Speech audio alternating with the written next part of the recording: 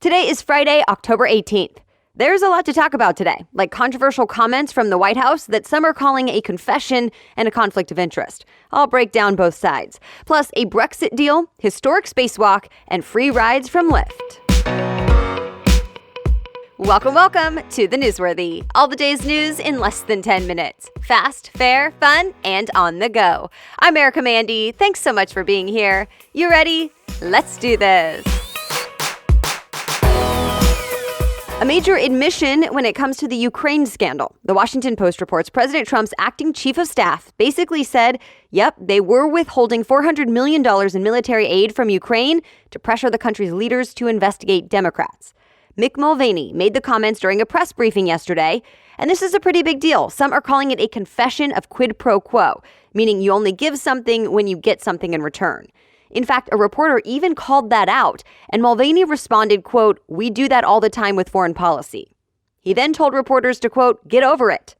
To be clear, though, the investigation he was specifically referring to was not the one about Joe Biden and his son. It was actually about an unfounded conspiracy theory that Ukraine helped Democrats during the 2016 election.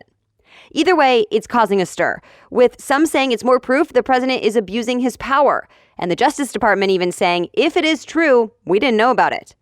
But later in the day yesterday, Mulvaney walked back his comments. He said the U.S. never withheld money from Ukraine to force an investigation, that there was no quid pro quo, and he blamed the media for twisting the truth. But that's not the only controversial thing from the White House. Another big announcement that has to do with the G7 summit, where world leaders gather, and next year it will be held in the U.S.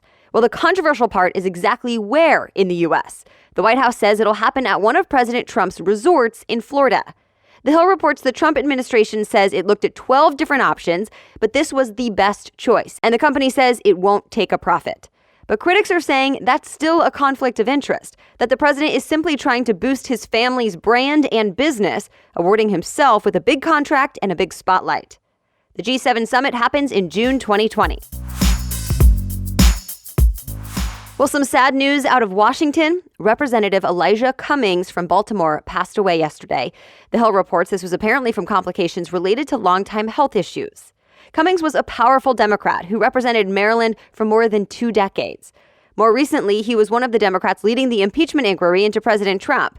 And even before that, he had many clashes with the president, with back and forth insults. But President Trump tweeted yesterday that the lawmaker had strength, passion, and wisdom. And many others are sharing their thoughts and memories. House Speaker Nancy Pelosi, for example, said, quote, "In the House, Elijah was our North Star." He was 68. Vice President Mike Pence says a ceasefire agreement with Turkey's president has been made and the fighting in Syria should stop temporarily.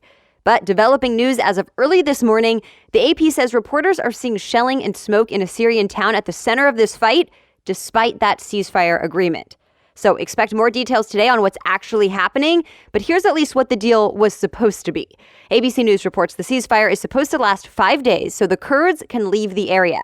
In exchange, the U.S. would drop economic penalties against Turkey. It would also basically pave the way for Turkey to take control of an area in the northern part of neighboring Syria.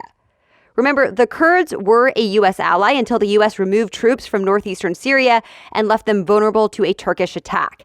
And as expected, the attack did happen.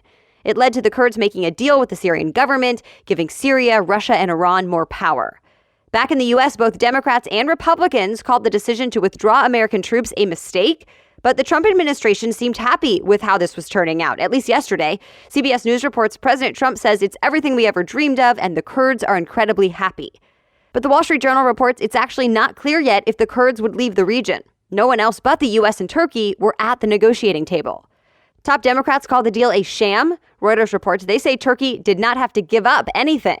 And now it seems reports say the ceasefire may not have stuck. More to come today. Brexit might go through after all. NBC News reports the UK and the EU have agreed to a new divorce deal ahead of their October 31st deadline. But there's one more hurdle to clear. The UK Parliament has to sign off on it. That could happen Saturday when the House of Commons votes on it.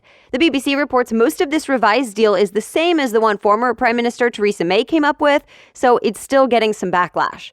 The Democratic Unionist Party, which is a Northern Irish group, is not a fan. They say it won't benefit them.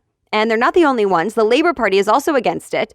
But the country's Prime Minister Boris Johnson is still pushing ahead, calling this a, quote, very good deal.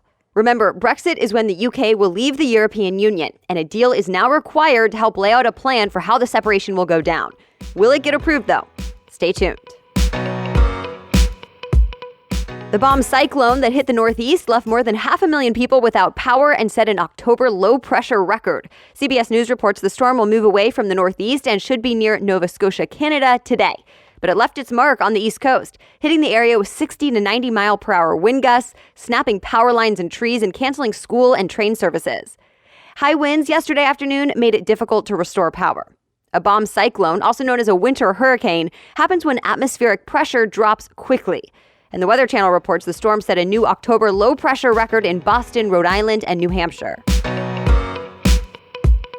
Two NASA astronauts will make history this morning. Reuters reports Christina Koch and Jessica Meir will step outside the International Space Station for the first ever all-female spacewalk. The duo is set to leave the space station around 7:50 Eastern Time this morning and will float outside the station for about 5 hours to change a faulty battery. Remember, the all-female spacewalk was supposed to happen back in March, but was delayed because of spacesuit sizing issues. You can watch it now as it happens on NASA's live stream or its Facebook page. We'll put a link in today's show notes. All right, we have much more news ahead, but first let's take a quick break for our sponsor today. If you prefer a natural deodorant or you've been wanting to try one, I recommend Native. Native deodorant has fewer, simpler ingredients so you know everything that's in there. It's formulated without aluminum, parabens, and talc, and there's no animal testing. But of course, it needs to work as well. Well, Native has more than 8,000 five-star reviews, and my review is also 5 stars. I especially love the smell of the scent I have, which is coconut vanilla. I use it every day. They have other scents as well, like cucumber and mint, or even unscented. I've tried a few different natural deodorants out there, and I like Native. Plus, there's no risk to give it a try. Native offers free shipping and returns in the U.S. And right now, you can get a discount. Just visit nativedeodorant.com and use the promo code Newsworthy during checkout. You can get 20% off your first purchase. Again, go to nativedeodorant.com and use the promo code Newsworthy for 20% off your first purchase. Now, back to the news. E-cigarette company Jules says it will stop selling all fruit-flavored e-cigarettes, at least for now.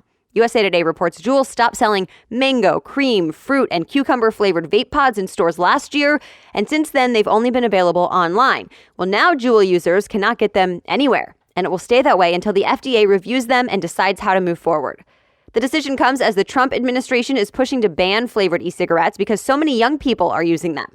CNBC reports Juul has been blamed for starting the teen vaping epidemic, and this is Juul's way of showing it's committed to change. Juul says it wants to start earning back society's trust and will work with regulators to stop underage vaping. Coming soon from Venmo, its first ever credit card. Fox Business says the Venmo branded card will come from PayPal, who owns Venmo, and Synchrony Financial will handle the bank side of things. Users can apply for the card right in the Venmo app. They'll be able to pay bills, split purchases, and get real-time alerts from their phone. Venmo says the new card will be great for millennials who want to use a mobile app payment exclusively. The card will launch sometime next year. The announcement comes about a year after Venmo offered its first debit card. Drivers can now report things like road closures, construction, and speed traps in the Google Maps app. It's actually very similar to what the navigation app Waze offers, which, if you don't know, Google actually owns. Well, 9 to 5 Google says the feature is already available on Android phones, and Google says it's one of the most popular features. So they've now made it available on the Google Maps app on iPhones as well. It starts rolling out this week. Have a job interview but no ride? Lyft will take you there, or at least close to it, for free. Engadget says Lyft is working with nonprofit groups to give people free or discounted rides to job interviews and professional training programs. Plus, if you get a new job, Lyft wants to take you to and from work for the first 3 weeks, or at least until your first paycheck comes in. Lyft hopes this will help veterans and people with disabilities, or even young people who may be landing their first jobs. The program will be available in about 35 cities in the U.S. and Canada, and the nonprofits will connect people who could use the help. And that's it for today. Thank you so much for listening. Be sure to hit that subscribe or follow button in your podcast app to get free episodes sent straight to your phone, or share this episode with a friend today so they too can get informed for the weekend. As always, you can read more about any of the stories we talked about in this episode. Just check out today's show notes in your podcast app or head on over to thenewsworthy.com, click episodes, and look for today's date. We'll be back with more news on Monday. Have a great weekend.